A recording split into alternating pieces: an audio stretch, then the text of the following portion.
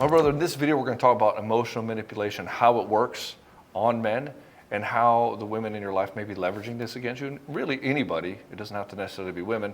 And also what you can do to protect yourself from it and get out of it, and maybe turn a conversation around with a little bit of verbal ninjutsu without actually turning it into a big ass fight. The thing is that whenever you're manipulated, it always feels like you're losing your mind. Somehow at the end of the conversation, everything's always your fault, and somehow you did something wrong, even though you might have gone in there like trying to tell somebody else, hey, I need you to stop to do something.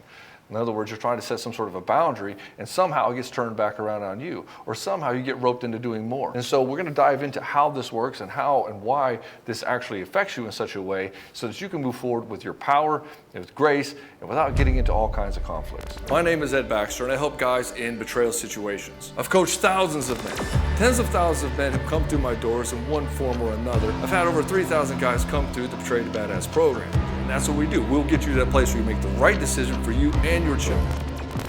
So we'll talk about 5 different ways that somebody might manipulate you. And this isn't the comprehensive list, but these are the 5 main ones that we're going to go over right here. And the first one is gaslighting.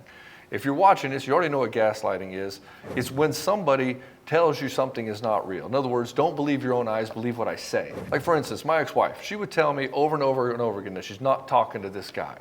When I found out in 2015 that my ex-wife was cheating on me, she would tell me that this guy is just a friend, that I don't have to worry about. And in fact, for months, she acted like this guy didn't even exist. And so in my mind, I'm thinking, why am I paranoid? Why do I feel like something's wrong? And yet my entire reality is showing me that something is wrong, but she's telling me that it isn't. And so my gut feeling was pinging very heavily, yet I didn't believe it because, well, the logic of my eyes was showing me something else. And so in this situation, they'll deny events, they'll twist the truth around to be something else, or they'll just give you half-truths to make you believe that something else is going on, or they'll just omit truths completely, which omission of truth is also a lie.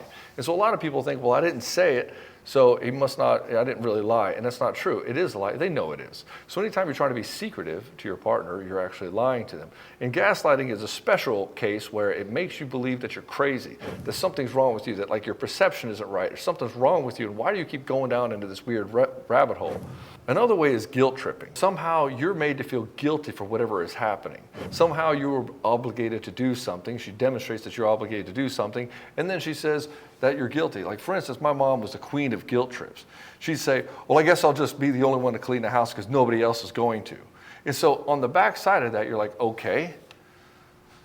Well, obviously she's saying you are all obligated to clean the house and you're all obligated to come and try to make sure that I'm not overwhelmed. And because you're not doing that, you should feel guilty. And so they just throw these things out there, just lob these at you, hoping for something to stick. And if you're a nice person who cares about other people, what's going to happen is you're going to start feeling for this person. Your empathy will be weaponized against you. And so you'll come into this place where guilt gets leveraged against you very easily. And when you fall into this trap, what ends up happening is she doesn't actually feel better. You just end up doing more. Another one is withholding or silent treatment. This is another thing my ex used to do quite a bit. She'd get angry and then she'd clam up. She'd clam up for days. And she'd wait for me to finally break the ice and respond. Or what would happen is the pressure of the relationship feeling like it's falling apart would become so great, I would cave and say, I guess I'll be the bigger man here. I guess I'll be the bigger man. I say, hey, I'll apologize first for whatever the heck it is that I did. Oftentimes they didn't know, or oftentimes it's so minor it didn't matter at all. But I would end up apologizing anyway. And then what she would end up doing is do what's called like the pile-on. She's like, yeah, I'm glad you apologized. You should be sorry. And they're like, okay, well, when's the other side of the apology going to come? And then when I dive into that, what ends up happening, she'll deflect again how I can't even see what's wrong. And that's part of the reason that I don't understand what's happening. That's part of the reason that I'm heartless or a piece of shit or whatever. And so this game of silent treatment is designed to break you down and to get you to come to the table first and try to have some sort of a reconciliation. But it's always on her terms. It's never something that you get to have terms with. You always have to be the first one. You always have to be the bigger man. And then what often happens is there's a pile-on and you don't even really get the resolution that you're looking for. The next one is emotional outbursts. In other words, you might come and approach her logically or with something very minor. And so she doesn't want to have to actually deal with it. What she'll do is deflect and then be really loud about it. Be overly excited about it. So this was a recent thing that happened with a client of mine and a friend, was that he found out that his wife was cheating on him. He found out that it was somebody she was working out with. And he went to ask her about it. It's like, hey, this guy, you seem to be hanging out with him a lot. Tell me what's going on. I'm feeling a little disconnected from you. And she blew off the fucking handle and said he's trying to control her, that he doesn't understand her, and that she can't have anything that she wants in her life. And it's just a friend anyway. Why is he being so jealous? And so you can see there's a lot of gaslighting there, because she absolutely was having a physical affair with this guy. And all he did was bring it up, say, hey, can we have some sort of conversation about it? But she blew up. Why? Because she doesn't want him to bring it up again. And if she can hammer you with it hard, maybe she can punish you enough so you won't bring it up again. And so what I found is that anybody who's in an affair, or anybody that's in a drug addiction, or anybody who's abusive to you will always end up taking these narcissistic behaviors in order to keep you under heel. And so your wife might not be a narcissist, but if she's cheating on you, she will don a lot of these behaviors to defend herself and to justify her actions, because that's the only way that she can look at herself. She has to go into this level of delusion that what she's doing is justified, and to make you and paint you out to be the villain. And the last one is a part of all manipulations. They play the victim. Somehow the world has given them a bad shake at life. Somehow the world has just done them wrong, and it is up to you to help save them. And so you end up coming to this place of, well, hell, I want to help you. I want to try to save you, in a sense. Like a lot of guys will do this. They will love their woman and they care about her, so they want to try to prevent her from going through hardships. But the thing is she'll leverage victim in order to get more from him, in order to elicit more savior from him. Or then if he tries to hold a boundary, then what she'll do is play the victim. It's like, I can't believe you talk to me this way. And we get it back into this game of victimhood and guilt and shame and all of this. And the reason that all this manipulation works is because of a simple acronym. And so go ahead and write this down. It's called fear, obligation, and guilt, FOG. And so part of it is, I'm going to elicit some fear from you. Maybe I'll hint that the relationship is going to be over if you don't do what I want. Or maybe I'll hint that I'll take your kids away. Or maybe I'll hint that whatever, insert the blank. And then I'll leverage obligation. You're my husband, so you should do this. You're a good person, so you should do this. And so she'll leverage this obligation on you to make you like, okay, well, this is the status that you have, and you ought to be doing this thing. And then the last part is guilt. And so because you're not meeting the obligations, you should feel guilty about yourself. And she's justified in leveraging fear to do whatever she wants to you. And so all of these manipulation tactics use fog. And so if you can understand this, and you can start noticing it in your relationships, in the people that you're talking to, and it doesn't even have to be your wife, it could be anybody, then what you'll be able to do is notice what's happening. So for instance, in the sense of a guilt trip, you could say, she says, I'm the only one who cleans up around here, and nobody really cares about me. Maybe I should just leave and find a better family. Or maybe I should find a husband who actually cares about his wife. Maybe I should leave and find a better husband. That is fear. Who cares about his wife. The obligation is you should care about your wife, because you're not doing this thing. You obviously don't care about your wife. Therefore, you should feel guilty about yourself. If you can see this, they stack all three of these on if they really want to lay it on thick. And so if you notice this game, you don't have to play it. Again, manipulation isn't about how you're failing. It's about what she wants and what she wants to extract from you. The problem with this is that the more a woman manipulates you, the more she sees you as weak. And part of her biology and part of what she wants in life is to find a strong man who can lead her to a greater place.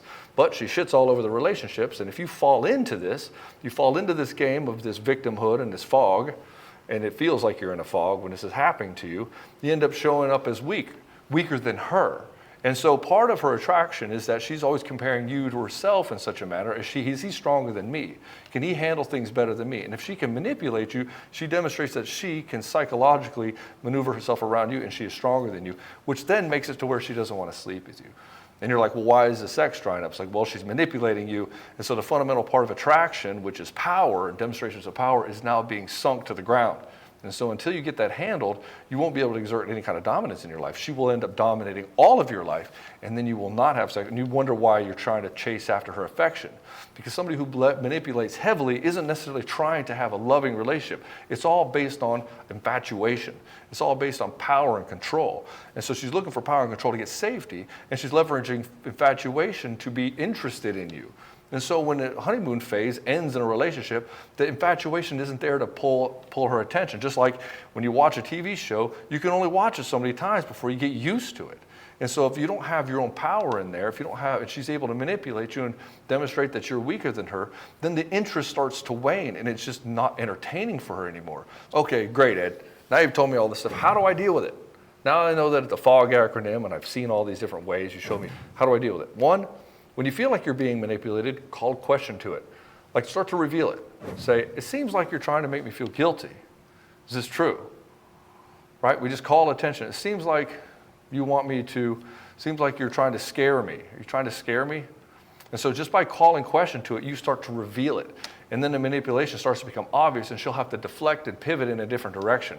Because if you can just call out the manipulation with a question, you won't be accused like, stop trying to make me feel guilty. I'm not trying to make you feel guilty. You should be guilty already. You know, you can get into a fight. And so you want to play this game of just ask a question about it, and it'll call attention to it. And you'll watch her. She'll have to be forced to pivot and come up with another lie, another type of manipulation. It'll take her a minute. Watch. Just watch it. Go ahead and try it. And as soon as you ask the question, you're going to feel it get even more spicy because she has to have you all amped up. She has to get you more amped up to keep you on the back foot. The more she can keep you amped up and reactionary and in the defensive position where you're having to question yourself, you're having to correct the record, like, no, it's because of this. No, it's because of that. I don't feel that you're guilty. Or no, it's not that I don't care about you. It's no, that it's not that I don't want to do it. It's just I have these other things going on. Now she can keep hammering you with other things. And she'll keep interrogating you until she comes up with more chinks in the armor, which she'll keep hammering you with more FOG, fear, obligation, and guilt. So you don't do that. You just question it so that it reveals it, and you have to depersonalize. You cannot allow her to see you sweat. You have to stay calm and neutral in your demeanor. Don't be happy, don't be sad, don't be angry, don't be frustrated. Just be very neutral about it, like I am talking to you right here. Are you trying to guilt me right now? Are you trying to make me feel scared? Are you trying to threaten me? You can say any of these things, and they know what that means. They know that you see what's happening, and they'll be forced to pivot into something else, or they'll have to go into a tirade on something else. As long as you stay calm and don't react to it, they'll see that it doesn't work. Again, the manipulator only manipulates because it works, and they've been taught that it works because so many people fall for it. And so when you've done this game of like, they keep pivoting and you keep revealing it, you can tell that there's an agenda underneath the surface of all of this. So you can ask the question directly. It sounds like you're frustrated. What is it that you truly want? Like, what is it that you're getting at? Like, what do you want to have happen? Right? If she's trying to make you feel guilty about doing the dishes, can you say, do you just want somebody else to do the dishes for you? Is that what you want to do? Like, what is it that you're really looking for right now? Do you want to feel like you're supported in the home? And so you can ask this question, like, what is it that you truly want in this moment? Because the only reason the manipulation exists is because there's another agenda. There's something else that they want, but they can't ask for it directly because they think you'll say no. And so what they'll do is that they'll leverage guilt, shame, and manipulation, whatever, fog, obligation, and guilt, in order to try to get you to do it without actually having to ask for it. And because they don't really value themselves very much, they don't think that you'll just do it out of the kindness of your heart. Or they already know they're overreaching. They're asking for more than what they should really get. Instead of like, well, I'm really pushing the envelope here. The only way I'm going to get this person to do it is to make them feel bad about themselves. I'm going to have to manipulate them. And so when you call attention to this and you just keep going back to this like a broken record, you'll find that the hooks of the manipulation will become less and less and less, and they'll start trying to do it more and more. But just so you know, they will always attempt to do it. They'll never get to a place of permanence. It's not one of these things like you punch the bully in the nose and he finally learned his lesson and he's nice to everybody. Nope. You punch the bully in the nose, he just doesn't bother you. He's still this bully and he still does it to everybody else. And about a month later, they're going to test you again and they're going to come up with it again. Why? Because the manipulator's going to manipulate. And that's the game. Because when you're in the space of the manipulator so much, you don't have a healthy baseline. In other words, what we need to do is we need to talk to other people who are in healthy relationships, talk to them, get feedback, solicit like the right thing that's happening. Like how should a relationship really be, so they can demonstrate to you what a healthy relationship is supposed to be like, and that's the baseline that you can measure against. If you need more support, you need some outside training, you need somebody to help you go through this game of manipulation. Maybe you're in a relationship that was good for a number of years and then it kind of devolved into this game of manipulation where she's just blaming you for everything and just telling you that you're not much of a man anymore. But it wasn't like that for the first 5 years. She was sweet and kind and nice. If you want to learn how to go back and reach into her soul and actually have the first critical conversation that can turn things around, you should check out the Soul Seducer program. The link is in the description below. In fact, we can turn this around in a few days, and then we can turn your life around within a few weeks. In fact, this program is so powerful, we've had over 4,000 men come through it, and the other programs here at Genuine Attraction, and it absolutely transforms their marriages and their lives. Even if they've been betrayed, even if they can't get her out of her head, even if he was the one to cheat on her. He comes in, he understands the game of manipulation, he's like, holy shit, I was a manipulator. And now that he knows it, he can then start approaching her and being present with her in the way that she's been requiring for years to come. And then he starts saying, oh man, I didn't have to go after another woman. My wife here was actually everything I wanted. The problem was I couldn't open up myself and connect with her. And so the Soul Seducer program is designed to seduce her soul, seduce your own soul, create a seductive life, and again, the game of soulmate seduction. And seduction is a very pleasant experience for everybody. Also, if you're in a situation where you're being manipulated heavily and a person is emotionally abusing you, like the manipulation has gone to emotional abuse, or they're physically abusing you, or they're betraying you, or they're in a drug addiction, you might want to consider walking away. In fact, that might be the only move that actually pivots your situation. Most of the time, a manipulator is not going to change the way that they operate as long as they know that you're still going to be there. This situation where you're being manipulated and you allow it to happen is a codependent situation. And the only way to get out of a codependent situation is one of you has to be willing to walk away. And it can't be her only, it has to be you. Manipulation is a destructive force, and it doesn't have to control your life. In fact, you can do a lot of things to turn it around very quickly. Again, if you want help, the Soul Seducer program will help you with this in a short amount of time. We have scripts, we have role playing, we have all of the things that you need to go forward in a place where you're dealing with a manipulator and actually lead your relationship back into the honeymoon phase. It's not an if, it's a when. And if you are able to do the things as required in the program. Anyways, brother, I'll see you in the next video.